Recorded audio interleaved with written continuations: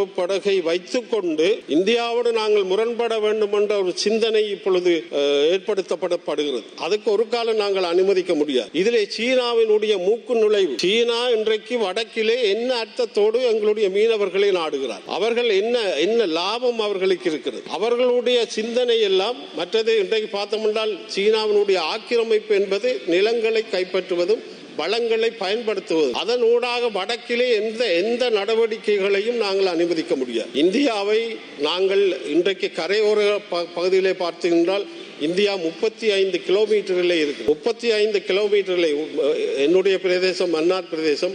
அந்த பிரதேசத்தை பார்த்தோம் என்றால் 35 கிலோமீட்டரிலே ராமேஸ்வரம் இருக்கு. அங்கே பரிசர்வீஸை உருவாக்குவதற்கு இந்தியா பல முயற்சிகளை மேற்கொள்கிறது. பாதை உற்பத்தி செய்வது, பாதையை செய்வதற்கு இந்தியா முயல்கிறது. ஆகவே இந்தியாவை மீறி நாங்கள் இன்னொரு நாட்டின் மூக்கை நுழைவதற்கு அனுமதிக்க முடியாது. அது எங்களை பொறுத்த மட்டும் நாங்கள் அனுமதிக்க மாட்டோம் என்பதை நான் இங்கு சொல்லிக்கொள்ள விரும்புகின்றேன்.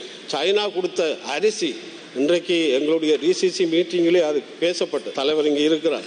அந்த அரிசியை எந்த சந்தர்ப்பத்திலையும் பயன்படுத்த முடியாது. எங்களுடைய மக்கள் சாப்பிட முடியாது. அது சமைத்தால் அப்படியே களியாக போகிறது. அவர்கள் அதை எடுத்து கோழிக்கு தான் போடுகிறார். பிரயோசனம் இல்லாத விடயம். அதனை நாங்களும் கோவப்பட்டோம். இவ்வளவு 8,000 கிலோகிராம் அரிசி அங்கே இருப்பதை நாங்களும் பார்த்து கோவப்பட்டோம். ஆனால் மக்களுக்கு பயன் இல்லாத அந்த அரிசிகள் எந்த இதுக்கு பயன்படும் என்பது என்னுடைய கருத்தாக இருக்கிறது. ஆகவே எங்களை பொறுத்த மட்டிலே நாங்கள் இந்த அரசாங்கத்தை நம்பி இருக்கிறோம். நான் அதுக்கு வாக்களித்திருக்கிறேன். காரணம், இந்த அரசாங்கம் நல்லது செய்யும் என்ற அடிப்படையில் எங்களுடைய மீனவ சமூகத்தை தூக்குவிப்பதற்காக நீங்கள் எடுக்கின்ற அத்தனை முயற்சிகளுக்கும் நாங்கள் ஆதரவு தர தயாராக இருக்கிறோம். ஆகவே எங்களுடைய சமூகம் என்பது போர்க்காலத்திலும் 2 கிலோமீட்டர்களால் செல்ல முடியும். அவர்கள் தொழில் செய்வதற்கு 2 கிலோமீட்டர்களால் செய்ய முடியும். ஆனால் இந்தியா ட்ரோலர் அந்த நேரத்திலே வந்து போனார். இப்பொழுது என்றால் இப்பொழுதும் அந்த நிலைமை தொடர்கிறது. அடுத்தது முக்கியமான விடயம் முடித்துக் கொள்கிறேன். இந்த பாஸ் முறை என்பது ஒரு எளிமையாக்கப்பட வேண்டும். நிச்சயமாக பரிசோதனை செய்யப்பட வேண்டும். இந்த போதைப் பொருட்கள் வருவது என்பது இந்தியாவினூடாக வருவதாக சொல்லப்படுகிறது.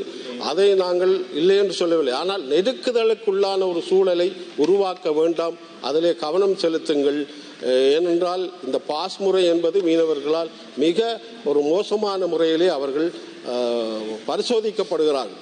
அவர்கள் 5 மணிக்கு தொழிலை செய்யணும் என்றால் 8 மணிக்கு தான் இந்த செக்கிங் முடிஞ்சு போகிறார். இப்பொழுது தளர்த்தப்பட்டிருக்கிறது.